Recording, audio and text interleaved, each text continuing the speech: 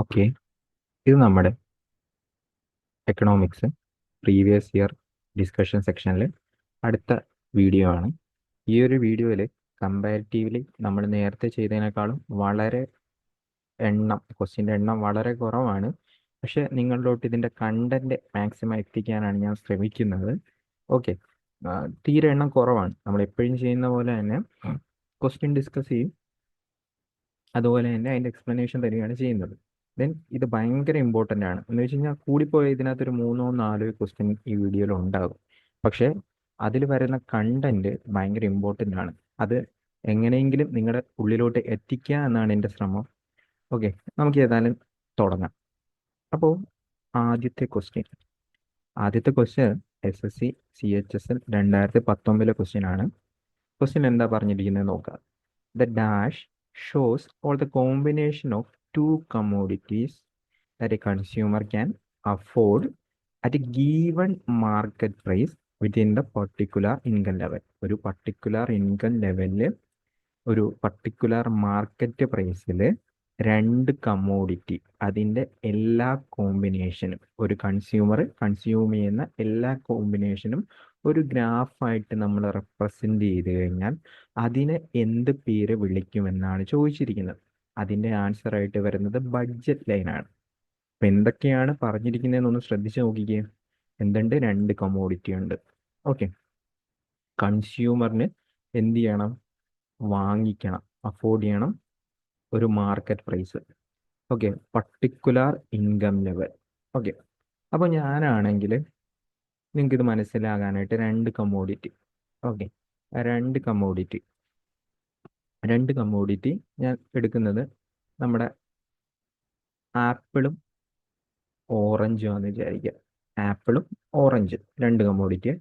ആപ്പിളിന് 10 രൂപ, 10 രൂപ ഒന്നും അല്ല, നിങ്ങൾക്കറിയാം, 10 രൂപയാണെന്ന് വിചാരിക്കാം. സോറി, ഓറഞ്ചിന് 10 രൂപ, ആപ്പിളിന് 20 രൂപ എന്ന് നിങ്ങൾ വിചാരിക്കാം. ഓക്കെ, ദെൻ ഇത് അതിൻ്റെ മാർക്കറ്റ് പ്രൈസ്. അപ്പോൾ രണ്ട് കമ്മോഡിറ്റി, മാർക്കറ്റ് പ്രൈസ്. ഈ തന്നിരിക്കുന്ന ആക്ച്വലി ബഡ്ജറ്റ് ലൈനിൻ്റെ ഒരു എന്താ പറയുക എക്സ്പ്ലനേഷൻ ആണ്, അതൊന്ന് ഓർത്ത് വെച്ചേക്കണേ. At particular income level. അപ്പം എൻ്റെ ഇൻകം, അല്ലെങ്കിൽ ഞാൻ എൻ്റെ ഇൻകത്തിൽ 200 രൂപയാണ് ഞാൻ ഇതിനു വേണ്ടി മൊത്തത്തിൽ ചെലവഴിക്കാമെന്ന് വിചാരിക്കുക. കടയിൽ ഞാൻ 200 രൂപയും കൊണ്ട് പോകുന്നുണ്ട്, എനിക്ക് 200 രൂപയും ചെലവഴിക്കണമെന്ന് ആഗ്രഹമുണ്ടെന്ന് വിചാരിക്കുക. ഓക്കെ, അപ്പോൾ ഞാനാണെങ്കിൽ ആദ്യമേ ആപ്പിൾ ഒന്നും വാങ്ങിക്കുന്നില്ല. ആപ്പിള് ഞാൻ എന്ത് ചെയ്യുന്നില്ല, അല്ലെങ്കിൽ ഓറഞ്ച് ഞാനൊന്നും വാങ്ങിക്കുന്നില്ല. ഓറഞ്ച് ഞാനൊന്നും വാങ്ങിക്കുന്നില്ലെങ്കിൽ എനിക്ക് ആപ്പിൾ എത്ര എണ്ണം കിട്ടും? ഒരു ആപ്പിൾ 20 വിചാരിച്ചു. അപ്പം എനിക്ക് 10 ആപ്പിൾ കിട്ടത്തില്ലേ? 200 രൂപയ്ക്ക് എനിക്ക് 10 വാങ്ങിക്കാം അല്ലേ? രണ്ടാമത് ഞാനൊരു 6 ഓറഞ്ച് വാങ്ങിച്ചെന്ന് വിചാരിക്കാം. 6 ഓറഞ്ച് വാങ്ങിച്ചെന്ന് വിചാരിക്കാം. അപ്പം 60 രൂപയായി. ബാക്കി പോയിട്ട് ഇനിയിപ്പോൾ എത്ര രൂപ ഉണ്ട്? 140 രൂപയുണ്ട്. 140 രൂപയ്ക്ക് എനിക്ക് എന്ത് ചെയ്യാം? 7 ആപ്പിൾ വാങ്ങിക്കാം. ഓക്കെ, അടുത്ത ഞാനൊരു 10 ഓറഞ്ച് വാങ്ങിക്കാമെന്ന് വിചാരിക്കാം. 10 ഓറഞ്ച് വാങ്ങിക്കുമ്പോൾ എത്ര രൂപയാകും? ഒരെണ്ണത്തിന് 10 അനുസരിച്ച് 100 രൂപയാകും. ബാക്കി 100 രൂപ കയ്യിലുണ്ട്, 5 ആപ്പിൾ വാങ്ങിക്കാം. ഓക്കെ, ഇനി അടുത്ത ഞാൻ ഫുള്ളും ഓറഞ്ച് വാങ്ങിക്കാമെന്ന് വിചാരിക്കാം. ആപ്പിൾ ഒന്നും വാങ്ങിക്കുന്നില്ല, ഫുള്ള് ഓറഞ്ച്. അപ്പോൾ എനിക്ക് എന്ത് ചെയ്യാം? 20 വാങ്ങിക്കാം ഓറഞ്ച്. ഇനി ഞാൻ ഈ ഒരു സാധനം എൻ്റെ ഗ്രാഫിൽ ഞാൻ ചുമ്മാ ഒന്ന് പ്ലോട്ട് ചെയ്യാമെന്ന് വിചാരിക്കാം. ഓക്കെ, ഗ്രാഫിൽ പ്ലോട്ട് ചെയ്യാണ്. ഇതിനകത്ത് ഞാനാണെങ്കിൽ ഇത് ഓറഞ്ചിൻ്റെ അളവാണ് എടുക്കുക. ക്വാണ്ടിറ്റി ഓഫ് ഓറഞ്ച്, അല്ലെ quantity of first commodity. Okay, ഇത് quantity of second commodity. Okay, 5, 0, 5, 10, 15, 20 ആ ഒരു രീതിക്ക് കിടക്കണമെന്ന് വിചാരിച്ചു. ഇവിടെ 5, 10, 15, 20. ഓക്കെ, ഞാനാണെങ്കിൽ ആദ്യം ആപ്പിള് ഒന്നും സോറി ആപ്പിള് 0 ഓറഞ്ച് വാങ്ങിക്കുമ്പോൾ എനിക്ക് എത്ര ആപ്പിൾ വാങ്ങിക്കാൻ പറ്റുന്നുണ്ട്? 0 ഓറഞ്ച് വാങ്ങിക്കുമ്പോൾ എനിക്ക് എത്ര ആപ്പിൾ വാങ്ങിക്കാൻ പറ്റുന്നുണ്ട്? 10 ആപ്പിള്. ഓക്കെ, കറക്റ്റ് അല്ലേ? 10 ആപ്പിള്. ഇനി ഓറഞ്ച് ഞാൻ 6 വാങ്ങിക്കുമ്പോൾ, ഇവിടെ ഇൻ ബിറ്റ്വീൻ വരുമല്ലോ, ഓറഞ്ച് 6 വാങ്ങിക്കുമ്പോൾ എനിക്ക് ആപ്പിൾ എത്ര വാങ്ങിക്കാൻ പറ്റുന്നുണ്ട്? ഒരു 7 അല്ലേ? അപ്പോൾ ഈ ഒരു പോയിന്റ്. ഇനി ഓറഞ്ച് ഞാൻ 10 വാങ്ങിക്കുമ്പോൾ എനിക്ക് ആപ്പിൾ എത്രണ്ണം വാങ്ങിക്കാൻ പറ്റുന്നുണ്ട്? ഓറഞ്ച് 10 വാങ്ങിക്കുമ്പോൾ എനിക്ക് ആപ്പിള് 5. ഓക്കെ. ദെൻ ഓറഞ്ച് 20 വാങ്ങിക്കുമ്പോൾ എനിക്ക് ആപ്പിൾ എത്രണ്ണം വാങ്ങിക്കാൻ പറ്റുന്നുണ്ട്? 0. ഞാൻ ഇതിനെ പിടിച്ചൊരു ലൈനായിട്ട് വരച്ച് കഴിഞ്ഞാൽ ഏകദേശം ഇതുപോലെ വരില്ലേ? ഇതിനെ പിടിച്ചൊരു ലൈനായിട്ട് വരച്ച് കഴിഞ്ഞാൽ ഏകദേശം ഇതുപോലെ വരും. അപ്പൊ ഈ ഒരു ലൈനെയാണ് നമ്മൾ എന്തെന്ന് പറയുന്ന ബഡ്ജറ്റ് ലൈൻ എന്ന് പറയുന്നത്. ഓക്കെ. രണ്ട് കമ്മോഡിറ്റീൻ്റെ പല കോമ്പിനേഷൻ വെച്ചിട്ട് നമ്മൾ വരയ്ക്കുന്നു. ഓക്കെ. ഇതിൽ ചെലവഴിക്കുന്ന തുക സെയിം ആയിരിക്കണം. അതുപോലെ തന്നെ കമ്മോഡിറ്റിയുടെ എന്തുണ്ട് വ്യത്യാസവും വരുന്നുണ്ട്, പ്രൈസ് വ്യത്യാസം വരുന്നുണ്ട്. ഓക്കെ. ഇനി ഇതിൽ തന്നെ നമുക്ക് രണ്ട് കേസ് ചോദിക്കാം. രണ്ട് കേസ് എന്ന് വെച്ച് കഴിഞ്ഞാൽ ഇതിൽ രണ്ട് രീതിക്ക് ഷിഫ്റ്റ് വരാം. ഒന്ന്, നമ്മുടെ ഇൻകം കൂടിയെന്ന് വിചാരിക്കാം. നമ്മുടെ ഇൻകം കൂടിയെന്ന് വിചാരിക്കുക. അപ്പോൾ ഈ ഒരു ഗ്രാഫിന് എന്ത് ചേഞ്ച് വരും? ഓക്കെ. അതായത് ഞാൻ ഈ കമോഡിറ്റിൻ്റെ പ്രൈസ് എല്ലാം സെയിം ആണ്, 10, 20 തന്നെയാണെന്ന് വിചാരിക്കാം. എൻ്റെ സാലറി കൂടിയിട്ട് ഞാനിപ്പോൾ കടയിൽ പോകുന്ന 400 രൂപയായിട്ടാണെന്ന് വിചാരിക്കാം. കടയിൽ എത്രയായിട്ട് പോകുന്നത്? 400 രൂപയായിട്ടാണ്. അപ്പോൾ നമുക്ക് ഇവിടെ തന്നെ നോക്കാം. ഞാനിപ്പോൾ രണ്ട് കേസ് എടുക്കുന്നുള്ളൂ. ആദ്യം ഓറഞ്ച് ഒന്നും വാങ്ങിക്കുന്നില്ല. അപ്പോൾ ആക്ച്വലി എനിക്ക് 400 രൂപ ഉണ്ടെങ്കിൽ ബാക്കി 20 രൂപ ആണ് എങ്കിൽ, ആപ്പിളിന് 20 രൂപയാണെങ്കിൽ എനിക്ക് എന്ത് ചെയ്യാം? 20 ആപ്പിൾ വാങ്ങിച്ചൂടെ? ഓറഞ്ച് 0 വാങ്ങിക്കുമ്പോൾ ആപ്പിൾ 20 വാങ്ങിച്ചൂടെ? ഓക്കെ. അപ്പോൾ ഞാൻ ഇവിടെ ജസ്റ്റ് ഒന്ന് മാർക്ക് ചെയ്തേ. ഇനി ഞാൻ സപ്പോസ് ആപ്പിൾ ഒന്നും വാങ്ങിക്കുന്നില്ല. അപ്പോൾ എനിക്ക് ഓറഞ്ച് എത്ര കിട്ടും? 20 രൂപയ്ക്ക്, 10 രൂപയ്ക്ക് 40 കിട്ടൂലേ? കാരണം എൻ്റെ കയ്യിൽ ഇപ്പോൾ 400 രൂപ ഉള്ളത്. അപ്പോൾ ഏകദേശം മുകളിൽ എവിടെ കണ്ടു വരും അല്ലേ? അപ്പോൾ ഞാൻ ജസ്റ്റ് ഒന്ന് മാർക്ക് ചെയ്തു. എന്നിട്ട് ഇത് രണ്ടും മാത്രം ഞാനൊന്ന് ജോയിൻ ചെയ്ത് നോക്കിയേ. അപ്പോൾ നിങ്ങൾക്ക് ഇവിടെ നിന്ന് എന്ത് മനസ്സിലായി? നമ്മുടെ ബഡ്ജറ്റ് ലൈനിൽ നിന്ന് ഈ പറയുന്ന ഈ ലൈൻ എന്ത് ചെയ്തു? മുകളിലോട്ട് ഷിഫ്റ്റ് ചെയ്തു. അതായത് നമ്മുടെ ഇൻകം കൂടുവാണ് എങ്കിൽ അതേസമയം കമ്മോഡിറ്റീൻ്റെ പ്രൈസിൽ മാറ്റമൊന്നും വരാൻ പാടില്ല. അങ്ങനെ വന്നു കഴിഞ്ഞാൽ ബഡ്ജറ്റ് ലൈൻ എന്ത് ചെയ്യും? മുകളിലോട്ട് ഷിഫ്റ്റ് ചെയ്യും. നമ്മുടെ ഇൻകം കൂടിക്കഴിഞ്ഞാൽ ബഡ്ജറ്റ് ലൈൻ എന്ത് ചെയ്യും? മുകളിലോട്ട് ഷിഫ്റ്റ് ചെയ്യും. ഓക്കെ. ഇത് ചിലപ്പോൾ ചോദിക്കാം. ഓക്കെ. അപ്പോൾ ബഡ്ജറ്റ് ലൈനിൻ്റെ കേസിൽ ഈ ഒരു കേസ് നിങ്ങളൊന്ന് ഓർത്ത് വെക്കുക. ഇനി അടുത്തത്, എൻ്റെ ഇൻകത്തിൽ മാറ്റമൊന്നുമില്ല, പക്ഷേ കമ്മോഡിറ്റിയുടെ പ്രൈസ് കൂടി. എന്ത് പറ്റി? കമ്മോഡിറ്റിയുടെ പ്രൈസ് കൂടി. അതെന്താ ഈ കമ്മോഡിറ്റിയുടെ പ്രൈസ് എന്ന് ഞാൻ പറഞ്ഞുതരാം. ഇപ്പോഴും ഞാൻ 200 രൂപയും കൊണ്ടാണ് ചന്തയിൽ പോകുന്നത്. അവിടെ ചെന്നപ്പോഴാണ് എനിക്ക് മനസ്സിലായത് ഓറഞ്ചിന് ഇപ്പം 20 രൂപയായി, ആപ്പിളിനാണെങ്കിൽ എന്തുപോയി? 50 രൂപയായി. ഓക്കെ. അപ്പം ഓറഞ്ച് ഒന്നും വാങ്ങിച്ചില്ലായിരുന്നുവെങ്കിൽ എനിക്ക് എത്ര കിട്ടും? ആപ്പിള് 200 രൂപയാണ്, 50 രൂപയാണ്. സോ 4 കിട്ടുള്ളൂ. അപ്പോൾ ഓറഞ്ച് ഒന്നും വാങ്ങിച്ചില്ലെങ്കിൽ ആപ്പിൾ എനിക്ക് എത്ര കിട്ടുള്ളൂ? 4 കിട്ടുള്ളൂ. ഓക്കെ. ഇനിയിപ്പോൾ ഞാൻ ആപ്പിൾ ഒന്നും വാങ്ങിച്ചില്ലായിരുന്നുവെങ്കിൽ എനിക്ക് ഓറഞ്ച് എത്ര കിട്ടുള്ളൂ? ആപ്പിൾ ഒന്നും വാങ്ങിച്ചില്ലെങ്കിൽ 200 രൂപയാണ്, ഒരെണ്ണത്തിന് 20 രൂപയാണ്. ഇപ്പോൾ 10 കിട്ടുള്ളൂ. ഓക്കെ. 10 കിട്ടുള്ളൂ. അപ്പോൾ ആപ്പിൾ ഒന്നും വാങ്ങിച്ചില്ലെങ്കിൽ ഓറഞ്ച് എത്ര കിട്ടുള്ളൂ? 10 കിട്ടുള്ളൂ. ഇനി ഞാൻ ഇത് രണ്ടൊന്ന് വരച്ചപ്പോൾ നോക്കിക്കേ, പുതിയ ലൈൻ എവിടെയാണ് കിടക്കുന്നത്? താഴെയാണ് കിടക്കുന്നത് അല്ലേ? അപ്പോൾ ഇതിൽ നിന്ന് എന്ത് മനസ്സിലായി? ഇതിൽ നിന്ന് നിങ്ങൾക്ക് മനസ്സിലായത് നമ്മുടെ കമ്മോഡിറ്റിൻ്റെ പ്രൈസ് കൂടുമ്പോൾ ഈ പറയുന്ന ബഡ്ജറ്റ് ലൈൻ എങ്ങോട്ട് ഷിഫ്റ്റ് ചെയ്യും? താഴോട്ട് ഷിഫ്റ്റ് ചെയ്യും. ബഡ്ജറ്റ് ലൈൻ എന്ത് ചെയ്യും? താഴോട്ട് ഷിഫ്റ്റ് ചെയ്യും. ഇതിൽ നിന്ന് എന്തൊക്കെ മനസ്സിലായി? ഒരു രണ്ട് കമ്മോഡിറ്റി ഗീവൺ പർട്ടിക്കുലർ ഇൻകത്തിൽ അതിൻ്റെ കോമ്പിനേഷനിൽ വരയ്ക്കുന്ന ലൈനാണ് ബഡ്ജറ്റ് ലൈൻ. നമ്മുടെ ഇൻകം കൂടുമ്പോൾ ബഡ്ജറ്റ് ലൈൻ എന്ത് ചെയ്യും? മുകളിലോട്ട് ഷിഫ്റ്റ് ചെയ്യും. നമ്മുടെ ഇൻകം കൂടുമ്പോൾ എന്ത് ചെയ്യും? ബഡ്ജറ്റ് ലൈൻ മുകളിലോട്ട് ഷിഫ്റ്റ് ചെയ്യും. ഇനി കമോഡിറ്റിയുടെ പ്രൈസ് കൂടുമ്പോൾ എന്ത് ചെയ്യും? ബഡ്ജറ്റ് ലൈൻ താഴോട്ട് ഷിഫ്റ്റ് ചെയ്യും. ബഡ്ജറ്റ് ലൈൻ താഴോട്ട് ഷിഫ്റ്റ് ചെയ്യും. ഇതാണ് ഇതിൽ നിന്ന് മനസ്സിലാക്കേണ്ട കാര്യം. മനസ്സിലായി എന്ന് വിശ്വസിക്കുന്നു. നമുക്ക് അടുത്ത കോൺസെപ്റ്റ് അല്ലെങ്കിൽ അടുത്ത ക്വസ്റ്റ്യനിലോട്ട് നമുക്ക് പോകാം. ഓക്കെ. അടുത്തത്, A situation where expenditure of the government exceeds its revenue is known as. ഒരു സിറ്റുവേഷൻ ആണ്, അവിടെ എക്സ്പെൻഡിച്ചർ ഇൻകത്തിനേക്കാളും, റവന്യൂ എന്ന് പറയുന്ന ഇൻകം തന്നെയാണ്, ഇൻകത്തിനേക്കാളും കൂടുതലായിട്ടുള്ള അവസ്ഥ. ഓക്കെ, ഞാൻ സപ്പോസ് നമുക്കറിയാം ഇൻകം ഉണ്ട്, എക്സ്പെൻഡിച്ചർ ഉണ്ട്. ഇൻകം എന്ന് വെച്ച് കഴിഞ്ഞാൽ നമ്മുടെ വരവ്, നമ്മൾ കിട്ടുന്ന എമൗണ്ട്. എക്സ്പെൻഡിച്ചർ എന്ന് പറയുന്നത് എന്താ? നമ്മുടെ ചെലവ്, നമ്മുടെ കയ്യിൽ നിന്ന് ചെലവാകുന്നത്.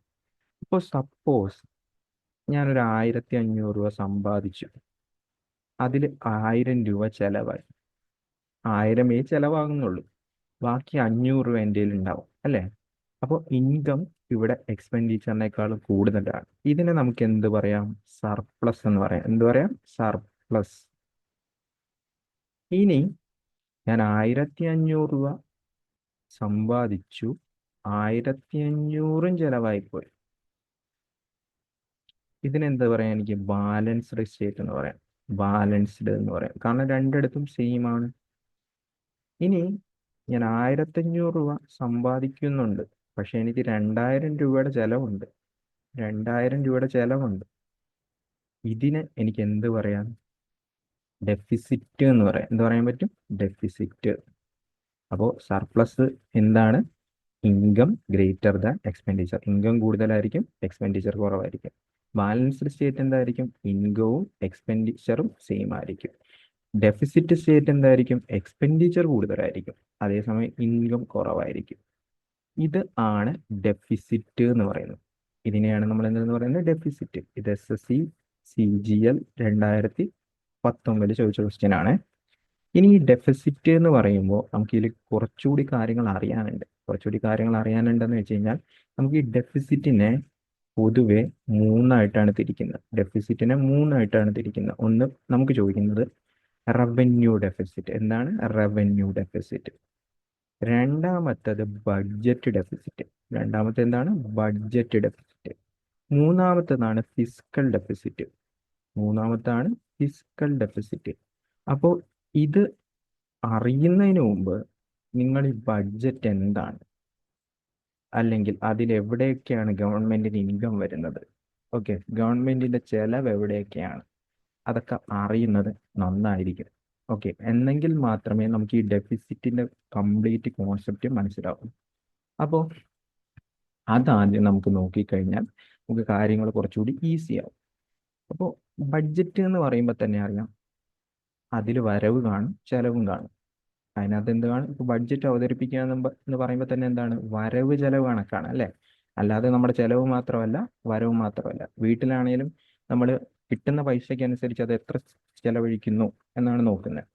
അപ്പോൾ ഇതിന് ഇൻകത്തിനെ നമുക്ക് റെസീപ്റ്റ് എന്നാണ് പറയുന്നത് പോലെ, അല്ലെങ്കിൽ റെസീപ്റ്റ് എന്നാണ് നമ്മൾ പറയുന്നത് ഇൻകത്തിന്, നമ്മുടെ വരുമാനം. ദെൻ എക്സ്പെൻഡിച്ചറിന് എക്സ്പെൻഡിച്ചർ തന്നെയാണ് പറയുന്നത്. ഇനി ഗവൺമെന്റിന് വരുന്ന വരവ് അല്ലെങ്കിൽ ഇൻകത്തിന് നമുക്ക് റവന്യൂ റെസീപ്റ്റ് ഒന്നാമത് പറയാം. എന്ത് പറയാം? Revenue receipt. രണ്ടാമത്തതാണ് ക്യാപിറ്റൽ റെസീപ്റ്റ്. അതുപോലെ തന്നെ റവന്യൂ എക്സ്പെൻഡിച്ചർ. രണ്ടാമത്തത് ക്യാപിറ്റൽ എക്സ്പെൻഡിച്ചർ. ഓക്കെ, ഈ റവന്യൂ എക്സ്പെൻഡിച്ചറിൽ തന്നെ നമുക്ക് ടാക്സിൽ നിന്ന് പൈസ കിട്ടും അല്ലേ? ടാക്സിൽ നിന്ന് ഗവൺമെന്റിന് പൈസ കിട്ടും. ഗവൺമെന്റിന് പൈസ വരുന്ന കണക്കാണ് നമ്മൾ നോക്കുന്നത്. നോൺ ടാക്സ്, ടാക്സ് അല്ലാതെ പൈസ കിട്ടും. ഓക്കെ, ഇനി ഇത് നമുക്ക് ഓരോന്നോരോന്നായിട്ട് എന്തെന്നൊക്കെ പറയാം. അപ്പൊ ആദ്യമേ തന്നെ ഞാൻ റവന്യൂ റിസീപ്റ്റ്, ഗവൺമെന്റിന് വരുന്ന റവന്യൂ. ഓക്കെ, അതിൽ നമ്മൾ എന്തൊക്കെ പഠിച്ചു? ടാക്സ് അറിയാലോ. നമ്മൾ ഇപ്പോൾ സെൻട്രൽ ഗവൺമെന്റിലാണേലും സ്റ്റേറ്റ് ഗവൺമെന്റിലാണേലും ടാക്സ് അടയ്ക്കുന്നുണ്ട്. നമ്മൾ ടാക്സ് എന്ന് പറയുന്ന ടോപ്പിക്ക് പഠിക്കുമ്പോൾ ഡീറ്റെയിൽ ആയിട്ട് നോക്കാം. ഇപ്പം ഞാൻ അല്ലാതെ നോൺ ടാക്സ് ആയിട്ടുള്ള റെസീപ്റ്റാണ് ഇപ്പോൾ പറയാൻ ഉദ്ദേശിക്കുന്നത്. അതായിരിക്കും എനിക്ക് കുറച്ചുകൂടി മനസ്സിലാക്കാൻ ഈസി. ഓക്കെ, ഞാനിപ്പോൾ വണ്ടി ഓടിച്ചു പോവാണ്. എൻ്റെ കയ്യിൽ ഹെൽമെറ്റ് ഇല്ല. അപ്പോൾ എന്ത് ചെയ്യും? പോലീസ് പിടിക്കും. പോലീസ് പിടിച്ചിട്ട് എന്ത് ചെയ്യും? പെറ്റി അടയ്ക്കും അല്ലേ? പോലീസ് പിടിച്ചിട്ട് എന്ത് ചെയ്യും? എൻ്റെ കയ്യിൽ നിന്ന് പെറ്റി അടയ്ക്കും. ഈ പെറ്റി അടയ്ക്കുന്നത് കമ്പൽസറി ആയിട്ട് അടയ്ക്കണമെന്ന് എന്ന് വെച്ച് കഴിഞ്ഞാൽ, കമ്പൽസറി ആയിട്ട് കിട്ടേണ്ട വിറ്റാവണം. എപ്പോഴും എപ്പോഴും പെറ്റി അടയ്ക്കേണ്ട ആവശ്യമുണ്ടോ? നമ്മുടെ ഈ ഹെൽമെറ്റ് ഇല്ലാത്തപ്പോൾ മാത്രമേ പെറ്റി അടച്ചാൽ മതി, ശരിയല്ലേ? അപ്പോൾ ഇത് ഷോർട്ട് ടേം ആയിട്ടുള്ള റവന്യൂ ആണ്. ഈ പൈസ ഗവൺമെന്റിനാണ് കിട്ടുന്നത്. അപ്പോൾ ഇതെന്താണ്? ഷോർട്ട് ടേം ആയിട്ടുള്ള റവന്യൂ ആണ്. ഓക്കെ, ദെൻ ഈ പെറ്റി അടയ്ക്കുന്നതുകൊണ്ട് ഗവൺമെന്റിന് ഒരു ലോസും ഇല്ല. അല്ലേ? ഗവൺമെന്റിന് ഒരു ലോസും ഇല്ല. കറക്റ്റ് അല്ലേ? ഗവൺമെന്റിന്റെ കയ്യിൽ നിന്ന് എന്ത് പോകാനാ? ഒന്നും പോകുന്നില്ല. ദെൻ തിരിച്ചൊന്നും വാങ്ങിക്കുന്നുമില്ല. ഗവൺമെന്റിന്റെ കയ്യിൽ നിന്ന് തിരിച്ചൊന്നും വാങ്ങിക്കുന്നുമില്ല എന്ന് വെച്ച് കഴിഞ്ഞാൽ, ഞാൻ പെറ്റി അടച്ചു, ഇന്ന് വന്ന് പെറ്റി അടച്ചു, എന്നിട്ട് ഞാൻ നാളെ ഒരു ഹെൽമെറ്റ് ഇട്ടിട്ട് വന്നിട്ട് പറയാം, ഞാൻ നാളെ ഹെൽമെറ്റ് ഇട്ടിട്ട് വന്നു, എന്നിട്ട് ആ പോലീസിന്റെ ഫ്രണ്ടിൽ നിർത്തിയിട്ട് ഇപ്പൊ ഹെൽമെറ്റ് ഇട്ടിട്ടുണ്ട്, ഇന്നലെ അടച്ച പെറ്റി തരാൻ പറയുകയാണ്. കൊടുക്കത്തില്ലല്ലോ. പോലീസ് എന്ത് ചെയ്യും? ഓടാന്നങ്ങ് പറയും അല്ലേ? അതാണ് ഈ ഒരു സംഭവം. അപ്പോൾ ഷോർട്ട് ടേം ആണ്, നോ ലോസ് ആണ്. ഇനി നമുക്ക് ഇത് എക്കണോമിക് ടൈംസിൽ പറഞ്ഞു കഴിഞ്ഞാൽ എന്ത് പറ്റും? അസറ്റ് എന്ന് പറയാം അല്ലേ? അസറ്റും ഉണ്ട്, ലയബിലിറ്റി ഉണ്ട്. അസറ്റ് എന്ന് വെച്ച് കഴിഞ്ഞാൽ എന്താണ്? പ്രോപ്പർട്ടി ആകാം.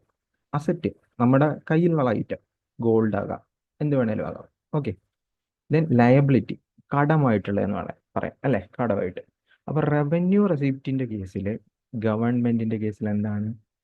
നോ. ഗവൺമെന്റിന്റെ അസറ്റ് ഡിക്രീസ് വല്ലതും ചെയ്യുന്നുണ്ടോ? അതായത് ഗവൺമെന്റിന്റെ കയ്യിൽ നിന്ന് എന്തെങ്കിലും പോകുന്നുണ്ടോ? റവന്യൂ റെസിപ്റ്റിന്റെ കേസിൽ ഇല്ല. അപ്പൊ അസറ്റില് ഡിക്രീസ് ഒന്നുമില്ല. അത് എന്താണ് ഡിക്രീസ് എന്നൊക്കെ നിങ്ങൾക്ക് അടുത്ത ക്യാപിറ്റലും കൂടി പറയുമ്പോൾ സത്യം പറഞ്ഞാൽ മനസ്സിലാവും. No decrease in asset. No decrease in asset. ഇനി ഈ പറയുന്ന റവന്യൂ റെസിപ്റ്റിന്റെ കേസിൽ, അല്ലെങ്കിൽ നമ്മൾ പെറ്റി അടച്ച അല്ലെങ്കിൽ ഫൈൻ വാങ്ങിച്ചില്ലേ, അപ്പോൾ ഗവൺമെന്റിന് എന്തെങ്കിലും ലയബിലിറ്റി ഉണ്ടോ? അല്ലെങ്കിൽ ഗവൺമെന്റിന്റെ ലയബിലിറ്റി ഇൻക്രീസ് എല്ലാം ചെയ്യുന്നുണ്ടോ? ഇല്ല. No increase in liability. Okay. അപ്പോൾ ഇതാണ് റവന്യൂ റെസിപ്റ്റ് എന്ന് പറയുന്നത്. അപ്പോൾ ഇത് ഗവൺമെന്റിന് വരുമാനമായിട്ട് കിട്ടുന്നതാണ്. അപ്പോൾ നമ്മൾ ആലോചിക്കും, ഏതൊക്കെയാണ് ഈ റവന്യൂ റെസിപ്റ്റ് എന്ന് വെച്ച് കഴിഞ്ഞാൽ, ഏതൊക്കെ രീതിയിലാണ് ഗവൺമെന്റിന് ഈ പറയുന്ന രീതിയിൽ ഷോർട്ട് ടൈം, അതുപോലെ തന്നെ അവർക്ക് അസറ്റിൽ ഡിക്രീസ് ഒന്നും ഇല്ലാതെ, ലയബിലിറ്റി ഒന്നും ഇല്ലാതെ ഈ പറയുന്ന പൈസ കിട്ടുന്നത്. ഇതേപോലെ തന്നെ നമുക്ക് ഫൈൻ. ഓക്കെ, ഫൈൻ അല്ലെങ്കിൽ പെനാൽറ്റി. ഇപ്പോൾ റോഡിൽ കൂടി പോയി നമുക്ക് എന്ത് കിട്ടിയില്ലേ? പെനാൽറ്റി അടിച്ചില്ലേ? ആ സാധനം അപ്പോൾ ഫൈൻ ആയിട്ട് കിട്ടാം. അല്ലെങ്കിൽ ഡിവിഡൻഡ്. ഡിവിഡൻഡ് എന്ന് വെച്ച് കഴിഞ്ഞാൽ ഗവൺമെന്റിൽ എവിടെന്നെങ്കിലും ലാഭം കിട്ടാം. ഓക്കെ, ഗവൺമെന്റിൽ എവിടെന്നെങ്കിലും ലാഭമായിട്ട് കിട്ടാം. ദെൻ നമ്മുടെ പബ്ലിക് സെക്ടർ അണ്ടർടേക്കിങ്ങിന്റെ പ്രോഫിറ്റ് കിട്ടാം. Profit of PSU. ഓക്കെ, അത് ഗവൺമെന്റിന്റെ ലാഭമാണ്. അല്ലെങ്കിൽ എവിടെന്നെങ്കിലും ഇൻട്രസ്റ്റ് കിട്ടാം. ഇതെല്ലാം തന്നെ എന്താണ്? ഗവൺമെന്റിന്റെ ടാക്സ് അല്ലാതെയുള്ള എന്താണ്? റവന്യൂ ആണ്. റവന്യൂ റെസിപ്റ്റുകളാണ്. ഓക്കെ, റവന്യൂ റെസിപ്റ്റുകളാണ്. അപ്പൊ ടാക്സ് റിസീവ് ചെയ്യാം, അല്ലെങ്കിൽ ഫൈൻ അല്ലെങ്കിൽ പെനാൽറ്റി കിട്ടാം, അല്ലെങ്കിൽ ഡിവിഡൻഡ് വീണ്ടും ലാഭം കിട്ടാം, അല്ലെങ്കിൽ എന്തിനെങ്കിലുള്ള പ്രോഫിറ്റ് കിട്ടാം, ഇൻട്രസ്റ്റ് കിട്ടാം. ഒരു പൈസ കൊടുത്തിട്ട്, കടം കൊടുത്തിട്ട് എന്താ വെച്ച് കഴിഞ്ഞാൽ നമുക്ക് ഇതായിട്ട് കിട്ടാം, ഇൻട്രസ്റ്റ് ആയിട്ട് കിട്ടാം അല്ലേ? അപ്പോൾ ഇതാണ് റവന്യൂ റെസിപ്റ്റ് എന്ന് പറഞ്ഞു നമുക്ക് പറയാൻ പറ്റുന്നത്. ഇനി ഇതെല്ലാം ഞാൻ പറയുന്നത് തന്നെ എനിക്ക് ഡെഫിസിറ്റ് എക്സ്പ്ലെയിൻ ചെയ്യാനാണ്. കാരണം നിങ്ങൾ ഇത് ഒന്ന് മനസ്സിലാക്കി കഴിഞ്ഞാൽ നമുക്ക് ഡെഫിസിറ്റ് എന്ന് പറയുന്ന സാധനം നൈസായിട്ട് മനസ്സിലാവും. ഓക്കെ, ഒരു വലിയ പ്രശ്നമില്ലാതെ നമുക്കത് സ്മൂത്തായിട്ട് പോകും. ദെൻ കാര്യമായിട്ട് എനിക്ക് പറഞ്ഞു തരാൻ അറിയത്തില്ലെങ്കിലും നിങ്ങളിത് മനസ്സിലാക്കി എടുക്കാൻ ശ്രമിക്കുക. ഇതിൻ്റെ കൂട്ടത്തിൽ നിങ്ങളുടെ കയ്യിലുള്ള ബുക്സുകൾ കൂടി കമ്പയർ ചെയ്ത് വായിക്കുമ്പോൾ മനസ്സിലാകുമെന്ന് പ്രതീക്ഷിക്കുന്നു. ഇനി ക്യാപിറ്റൽ റെസീപ്റ്റ്. എന്താണ് ക്യാപിറ്റൽ റെസീപ്റ്റ്? ഓക്കെ, അല്ലെങ്കിൽ ക്യാപിറ്റൽ എവിടെ income? Capital income long time ആയിരിക്കും. എന്തായിരിക്കും? ലോങ് ടൈം ആയിരിക്കും. ഓക്കെ, ഫോർ എക്സാമ്പിൾ, ഗവൺമെന്റിന് ഒരു നഷ്ടം വന്നു. ഓക്കെ, ഗവൺമെന്റിന് ഒരു നഷ്ടം വന്നു. ഗവൺമെന്റ് ആ നഷ്ടം നികത്താനായിട്ട് വലിയൊരു എമൗണ്ട് കടം വാങ്ങിച്ചു. ഓക്കെ, അപ്പൊ കുറെ നാൾ കഴിഞ്ഞിട്ട് തിരിച്ചു കൊടുക്കാന്ന് പറഞ്ഞിരിക്കുന്നത്. അപ്പോ ആ കടം വാങ്ങിച്ച എമൗണ്ടും ഗവൺമെന്റിന്റെ ഇൻകം തന്നെയല്ലേ? അല്ലേ? ഗവൺമെന്റിന് വന്ന തുകയല്ലേ? കടം വാങ്ങിച്ചു, പക്ഷെ വന്ന തുകയല്ലേ? അപ്പോൾ ഗവൺമെന്റിന് നഷ്ടം വന്നിട്ടുണ്ട്, പക്ഷെ അവിടെ പൈസ കയ്യിൽ വന്നിട്ടുണ്ട്, വരവാണ് അല്ലേ? അപ്പോൾ ലോങ് ടൈമിലോട്ടാണ്. അപ്പൊ അതെന്താണ്? ഗവൺമെന്റിന്റെ ക്യാപിറ്റലാണ്, ക്യാപിറ്റൽ റെസീപ്റ്റ് ആണ് അല്ലേ? അപ്പൊ നമുക്ക് ഇതിൽ ഒരു കാര്യം പറഞ്ഞുകൂടെ? ഡിക്രീസ്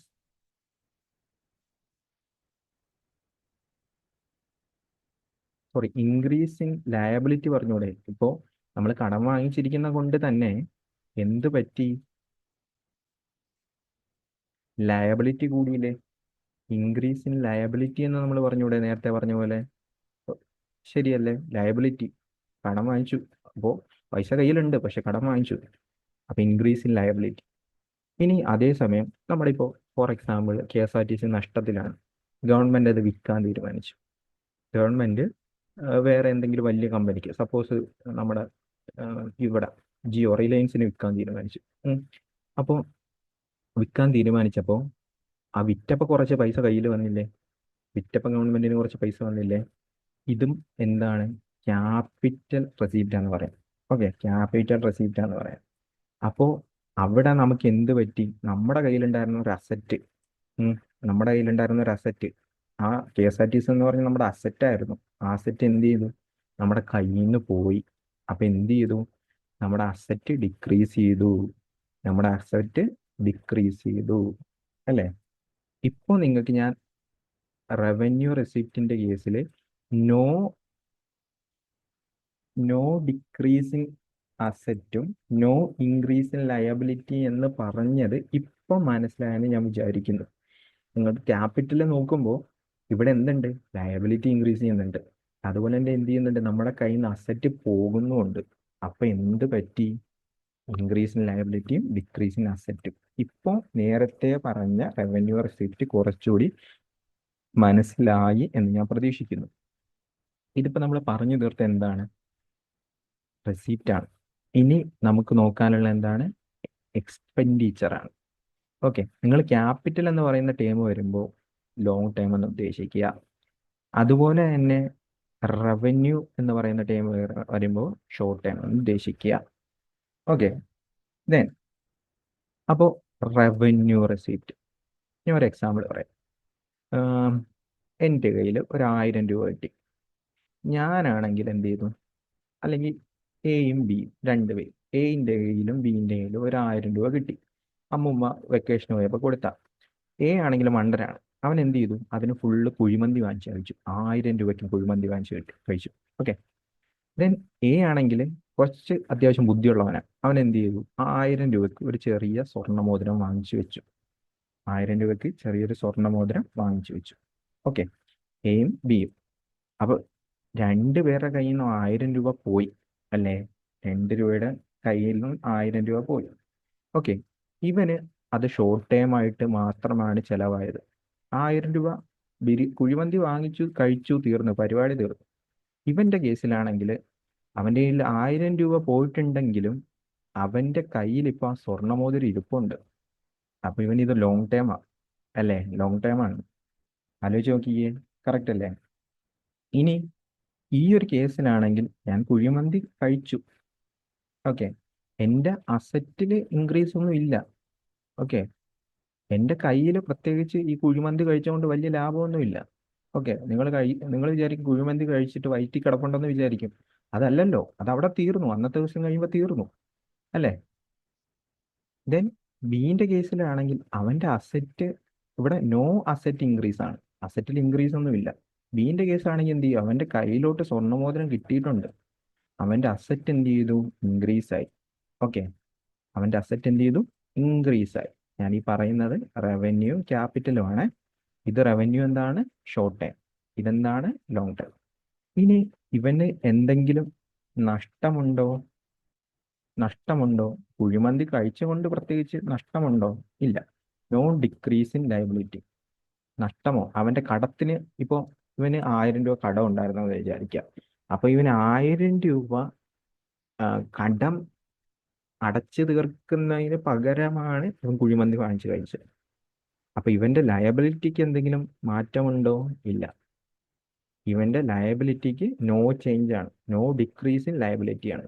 പക്ഷെ അതേസമയം ഇവന്റെ കയ്യിൽ ഇപ്പൊ ഒരു സ്വർണ്ണമോതിരം ഉണ്ട്. ഇവൻ ഈ സാധനം കൊണ്ട് പണയം വെക്കാം, അല്ലെങ്കിൽ കുറച്ച് നാൾ കഴിയുമ്പോൾ ഈ സ്വർണ്ണമോതിരം പൈസ മാറും.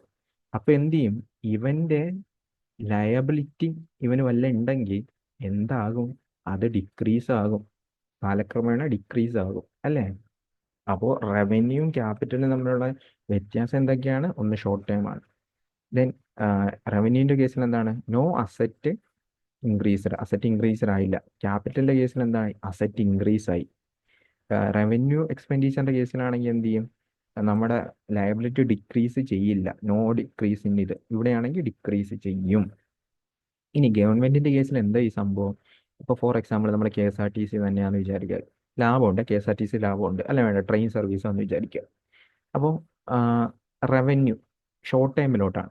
അപ്പോൾ ഞാൻ ട്രെയിനിലോട്ട് ഇന്ധനം അടിച്ചു. ഓക്കെ, ആ ഇന്ധനം അടിക്കാൻ വേണ്ടി എൻ്റെ കയ്യിൽ നിന്ന് പൈസ പോകുന്നുണ്ട്. അത് എൻ്റെ എക്സ്പെൻഡിച്ചറാണ്, പക്ഷേ ഷോർട്ട് ടൈമിലോട്ടാണ്, അല്ലേ? ദെൻ ഞാൻ അതേ സമയം ഈ പറയുന്ന ട്രെയിൻ വാങ്ങിച്ചിട്ടു, അല്ലെങ്കിൽ ഞാനൊരു റോഡ് പണിതിട്ടു. ഗവൺമെൻറ് ഇവിടെ റോഡ് പണിതു. ഓക്കെ, ആ ഗവൺമെൻറ്റിന് എന്താണ്? റോഡ് പണിയുമ്പോൾ ഗവൺമെൻറ്റിന് ചിലവാണ്. ഓക്കെ, ഒരു ലോങ് ടൈമിലോട്ടാണ് ഈ റോഡ് പണിയിടുന്നത്. അതുകൊണ്ട് തന്നെ ഇതിനെന്തെന്ന് പറയാം? ക്യാപിറ്റൽ എക്സ്പെൻഡിച്ചർ ആണ്. അല്ലെങ്കിൽ ഗവൺമെൻറ് കുറേ മെഷീനറീസ് വാങ്ങിച്ചു, അത് ഗവൺമെൻറ്റിൻ്റെ ക്യാപിറ്റൽ എക്സ്പെൻഡിച്ചർ ആണ്, ലോങ് ടൈമിലോട്ടുള്ളതാണ്. ഓക്കെ, റോഡ് പണിതിരുന്നതുകൊണ്ട് തന്നെ എന്ത് ചെയ്തിട്ടുണ്ട്? അവിടെ റോഡ് വരുന്നുണ്ട്, അല്ലേ? റോഡ് വരുന്നുണ്ട്, ഗവൺമെന്റിന്റെ അസറ്റ് എന്ത് ചെയ്യുന്നുണ്ട്? ഇൻക്രീസ് ചെയ്യുന്നുണ്ട്. ഓക്കെ, ഇനി ഗവൺമെന്റ് എന്ത് ചെയ്തു? ഈ റോഡ് പണിത് വെച്ചിട്ട് അതില് ടോള് പിരിക്കാൻ തുടങ്ങി. ഗവൺമെന്റ് റോഡ് പണിത് വെച്ചു, അതില് ടോള് പിരിക്കാൻ തുടങ്ങി. അപ്പൊ ഗവൺമെന്റിന് സത്യം പറഞ്ഞു കഴിഞ്ഞാൽ ഈ റോഡിൽ കൂടി വണ്ടി ഓടിക്കഴിഞ്ഞാൽ ഗവൺമെന്റിന് ഈ ലയബിലിറ്റി ഗവൺമെന്റിന് ഈ ലയബിലിറ്റി അല്ലെങ്കിൽ ഗവൺമെന്റിന്റെ അവിടുത്തെ കടം എന്ത് ചെയ്യും? എക്സ്പെൻഡിച്ചറിലുള്ള കടം തീരും, കുറയും, അല്ലേ? അപ്പോൾ ക്യാപിറ്റൽ എക്സ്പെൻഡിച്ചർ എന്ന് പറഞ്ഞു കഴിഞ്ഞാൽ എന്താണ്? ലോങ് ടൈമിലോട്ടാണ്. അസറ്റ് ഇൻക്രീസ് ചെയ്യും, ഡിക്രീസ് ഇൻ ലയബിലിറ്റി ഡിക്രീസ് ചെയ്യും. ഓക്കെ, നിങ്ങൾ എക്സാമ്പിൾ വെച്ച് പഠിക്കുന്നതായിരുന്നു കുറച്ചുകൂടി നല്ല. ഇതേപോലെ തന്നെ റോഡിന്റെ എക്സാമ്പിൾ വെച്ച് ക്യാപിറ്റൽ പഠിക്കുക. ക്യാപിറ്റലിന്റെ നേരെ ഓപ്പോസിറ്റ് ആണ് മറ്റേന്ന് പഠിക്കുക. ഓക്കെ, ഇവിടെയാണെങ്കിൽ ലോങ് ടേം ആണ്, സോ ഷോർട്ട് ടേം.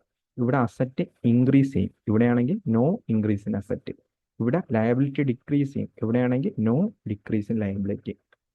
ഇതാണ് ക്യാപിറ്റൽ എക്സ്പെൻഡിച്ചർ എന്ന് പറയുന്നത്. ഇനി എന്തൊക്കെയാണ് ഗവൺമെന്റിന്റെ ഈ പറയുന്ന റവന്യൂ എക്സ്പെൻഡിച്ചർ അതെന്നൊക്കെ നമുക്ക് നോക്കണ്ടേ? ഓക്കെ, റവന്യൂ എക്സ്പെൻഡിച്ചർ ആയിട്ട് വരുന്നത്, ഇപ്പൊ ഗവൺമെന്റ് പെൻഷൻ കൊടുക്കുന്നുണ്ട്. ഓക്കെ, ഗവൺമെന്റ് പെൻഷൻ കൊടുക്കുന്നുണ്ട്. ഗവൺമെന്റിന് എന്തെങ്കിലും ലാഭം ഉണ്ടോ അതുകൊണ്ട്? ഇല്ല. ഗവൺമെന്റ് പക്ഷെ എന്ത് ചെയ്യുന്നുണ്ട്? പൈസ പോകുന്നുണ്ട്, പെൻഷൻ. ദെൻ നമ്മുടെ ഗ്യാസിനൊക്കെ സബ്സിഡി കിട്ടുന്നില്ലേ? അപ്പോൾ സബ്സിഡി കൊടുക്കുന്നുണ്ട്. ഇത് ഗവൺമെന്റിന്റെ റവന്യൂ എക്സ്പെൻഡിച്ചറാണ്. അതുപോലെ തന്നെ ഗ്രാൻഡ് ഗീവൺ ചെയ്യുന്നുണ്ട്. ഇതെല്ലാം എന്ത് ചെയ്യുന്നുണ്ട്? ഗവൺമെന്റിന്റെ റവന്യൂ എക്സ്പെൻഡിച്ചറാണ്. ദെൻ ഈ റോഡ് പണിതൽ, ഇൻഫ്രാസ്ട്രക്ചർ പണിയൽ, അല്ലെങ്കിൽ ബിൽഡിങ് പണിയൽ, സ്കൂൾ പണിയൽ, ഗവൺമെന്റ് ഹോസ്പിറ്റൽ പണിയുന്നത്, ഇതെല്ലാം ചിലവാകുന്നുണ്ട്. പക്ഷെ അവിടെ നിന്ന് തിരിച്ചും എന്ത് കിട്ടുന്നുണ്ട് ഗവൺമെന്റിന്? അവിടെ അസറ്റായിട്ട് അത് നിൽക്കുന്നുണ്ട്.